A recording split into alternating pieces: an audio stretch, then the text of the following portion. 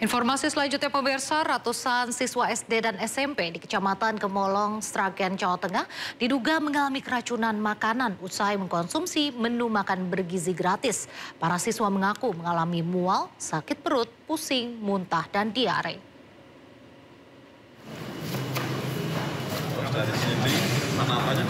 Pemerintah daerah Sragen melakukan peninjauan Satuan Pelayanan Pemenuhan Gizi Mitra Mandiri Gemolong dan menghentikan sementara distribusi MBG selama 2 hari. Hal ini dilakukan setelah sedikitnya 251 siswa yang terdiri dari siswa SD dan SMP di Kecamatan Gemolong, Sragen, Jawa Tengah diduga keracunan menu MBG. Petugas juga memeriksa menu MBG antara lain nasi kuning, telur dadar suwir, orek tempe kering, timun, selada, dan susu kotak untuk mengetahui penyebab para siswa keracunan. Para siswa mengaku mual, sakit perut, pusing, muntah, dan diare usai menyantap makan siang program MBG. Mual. Selain itu, Mbak? Pas jam 2 itu mual, terus itu diminumin obat, habis itu mending, tapi paginya itu diabetes. Dinas Kesehatan Sragen memastikan tidak ada korban yang harus dirawat inap. Mayoritas siswa sudah membaik setelah mendapat perawatan. Dari Sragen, Jawa Tengah, Joko Piroso, iNews melaporkan.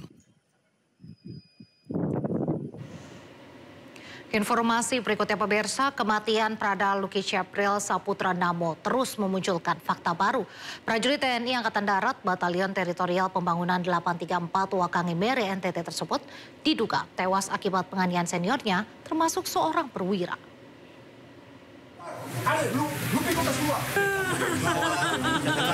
Prada Luki dikabarkan tewas pada Rabu 6 Agustus 2025 diduga akibat dianiaya seniornya.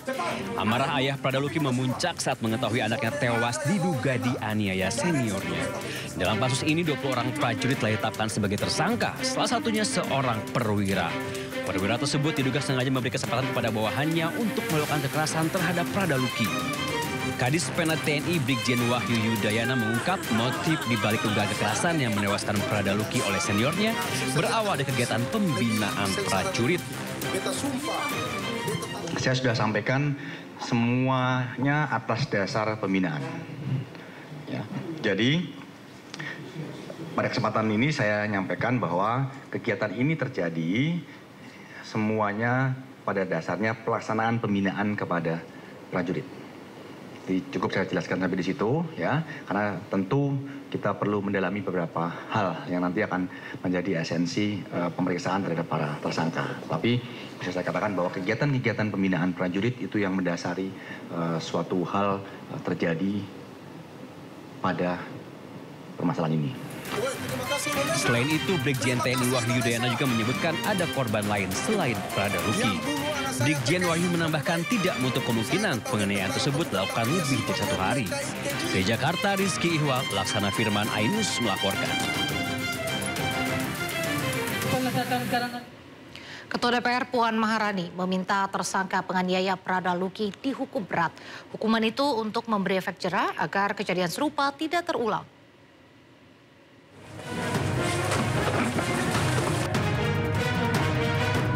Kasus kematian Prada Luki Namo menjadi sorotan banyak pihak. Saat ini 20 orang tersangka telah diperiksa dan diamankan. Mereka diduga terlibat dalam penganiayaan Prada Luki hingga tewas.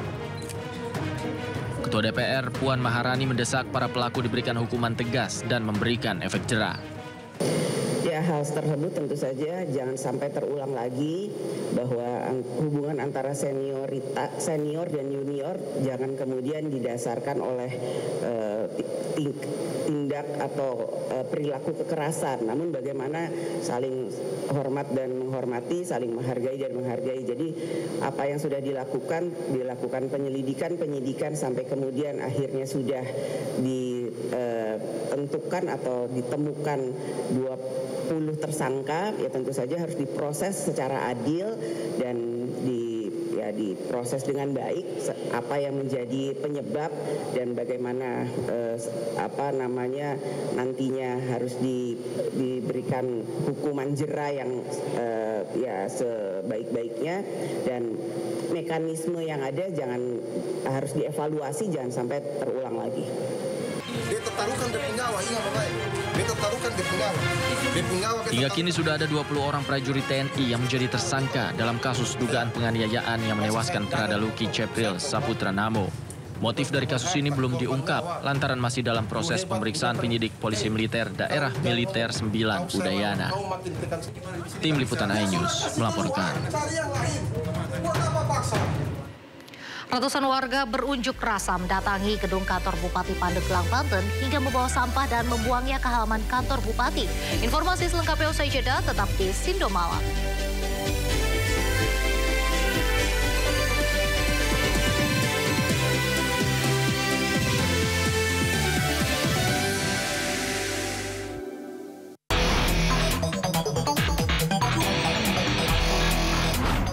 Sindo Today, setiap hari di Sindo News TV, Beyond Headline. Apresiasi tertinggi bagi inspiratif otomotif di Indonesia. Dimeriahkan oleh Mesa Hira, Axel Ramadhan, DJ Una, Joy Boy. Dipandu oleh James Purba, Rosalyn Chiu, Otomotif Buat 2025. Besok malam pukul 9 di Sindo News TV.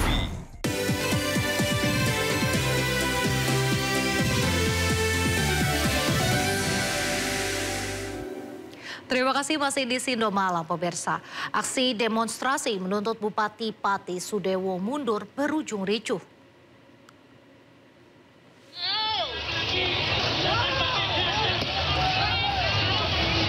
Masa aksi melempari petugas kepolisian yang berjaga di depan gedung DPRD Kabupaten Pati.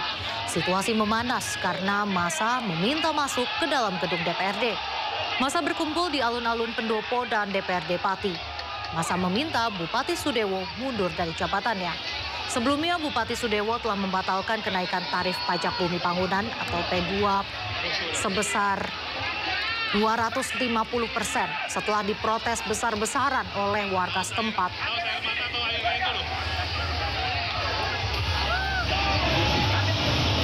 Kericuhan terjadi setelah tuntutan massa untuk ditemui Bupati Sudewo tidak kunjung dipenuhi. Saat kericuhan terjadi, Bupati Sudewo dikabarkan berada di dalam pendopo. Kapolres Pati AKBP Jaka Wahyudi bersama Dandim Letkol ARM Timotius Berlian Yogi Ananto juga berada di dalam pendopo. Dalam aksinya, massa pendemo bahkan nekat menjebol pintu kantor DPRD Pati, Jawa Tengah.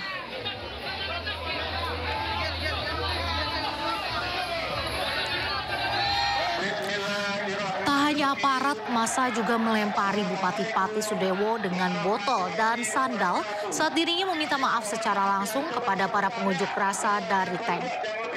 Guna menjaga keselamatan sang bupati, aparat kepolisian pun harus melindunginya dengan menggunakan tameng.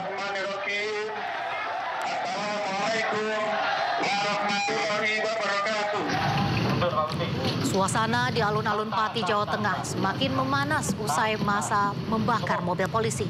Ketegangan bermula saat massa yang sempat dipukul mundur dengan gas air mata kembali berkumpul dan mengarah ke depan sebuah gereja di belakang pendopo Kabupaten Pati.